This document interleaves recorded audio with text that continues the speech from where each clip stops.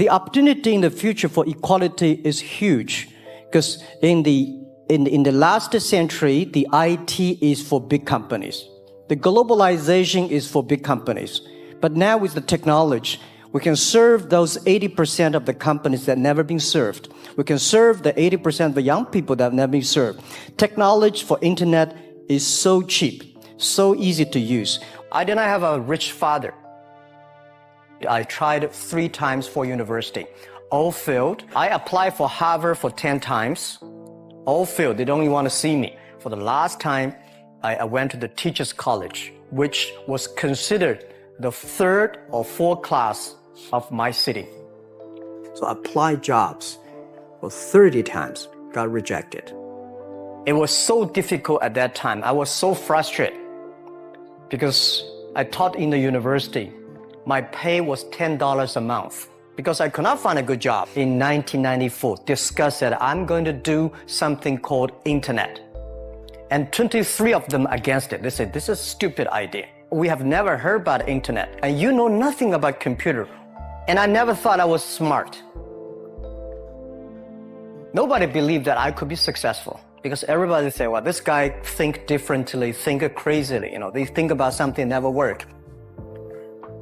I tried to borrow $3,000 from the banks. Took me 3 months, but I still cannot get it. We talked to over 30 or 40 venture capitalists. Everybody said, no, forget it. A lot of people said Alibaba is a terrible model. As I said, I believe it. I think this thing could be big if we keep on working. I never thought it would be that big like today. But I believe that something is waiting for me there. And I have to work hard to prove myself. That was the tough experience. So we gathered $50,000 from 18 founders. We started. For the first 3 years, we did not have even $1 revenue from our business. It was not easy. You don't make any money. You've got extraordinary claims, and yet you make nothing. That's internet. Yes, but what's the point? Are you a millionaire? Now? No. Do you want to be? I hope. But why it keeps going ahead, going forward? Because I received lots of email of thanks from the customer. They say, this is such a great thing. We cannot pay you, but this thing helped us. If you keep on helping us, one day you will be successful. And I believe this. Little by little, we build up our business. Little by little, we build up our ecosystem of the infrastructure. And now after 16 years, we have an Alibaba group, we have a Tmall group, we have a Taobao group, we have Alipay. And people said, you are so smart. How could you make a company like that?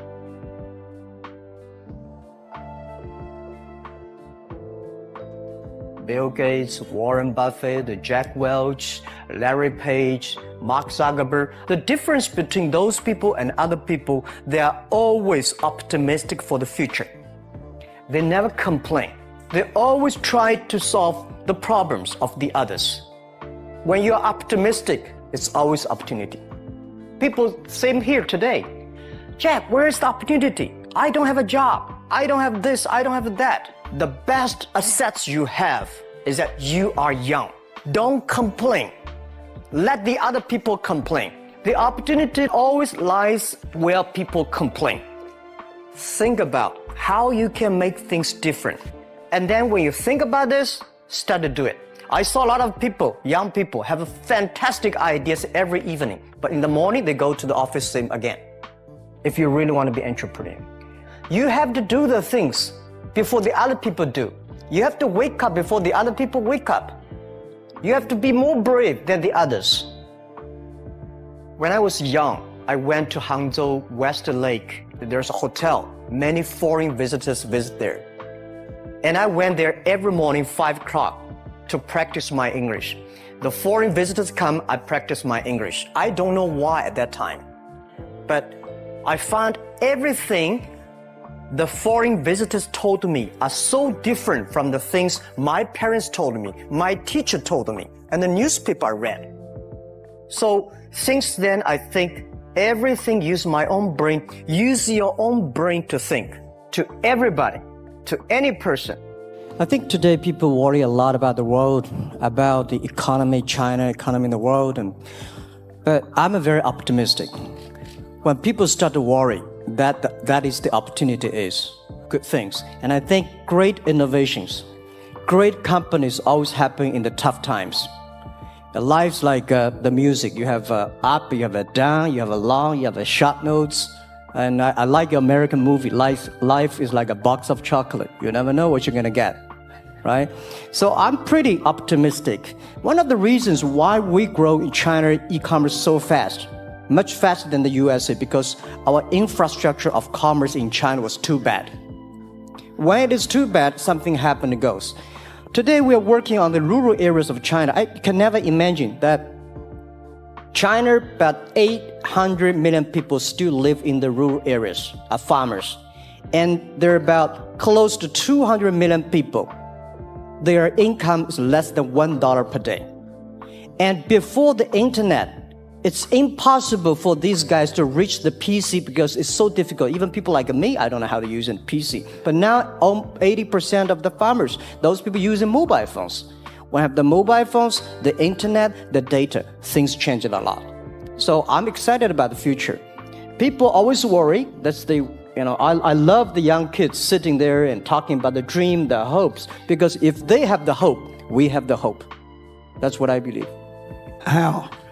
Well, we never know that we can grow so fast. In the past 5 months, we covered 4,500 villages. And these people, normally they use in very traditional way. It took them like we went to a rural area. It took the farmers 2 hours to walk to the downtown in the middle of the town and buy things. But today, because the mobile phone, and we can deliver things to their home, to their village within 72 hours. I remember last week I read a very interesting thing. This is amazing. There is a girl, she told me a story. She said her grandfather, 92 years old birthday.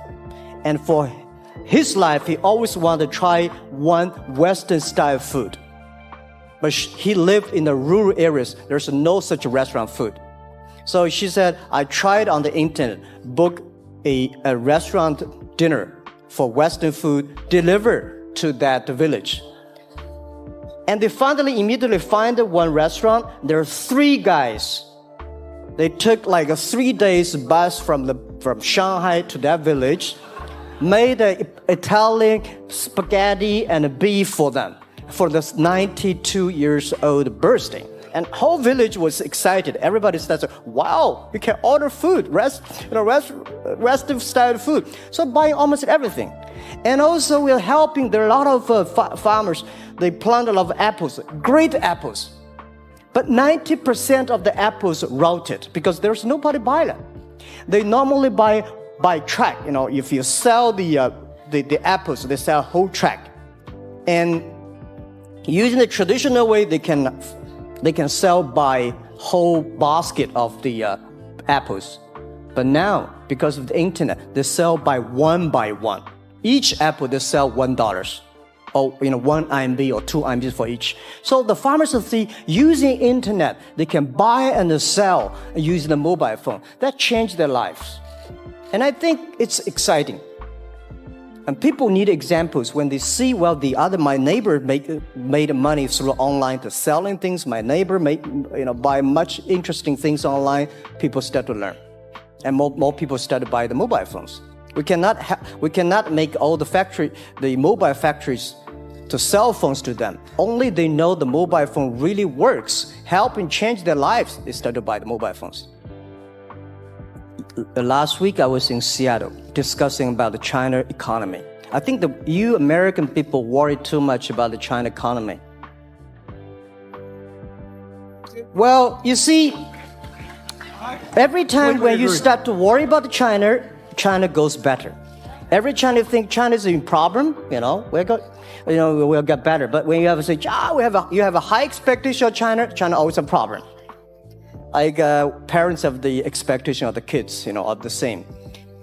But there's a big difference between American consumption because people say, well, the economy is bad, so China consumption will be good low. No, totally different. You Americans love to spend tomorrow's money. And the other people's money maybe. Or maybe the children's money. We Chinese love to save money. We are probably the largest country, the safe deposit in the whole world because we've been poor for so many years. When we make money, we put in the banks because someday we know the disaster is coming so we can spend the money. So when the economy is bad, we still have the money to spend. You guys probably don't. You worry. And the second thing is that China been focusing on developing for the past 30 years.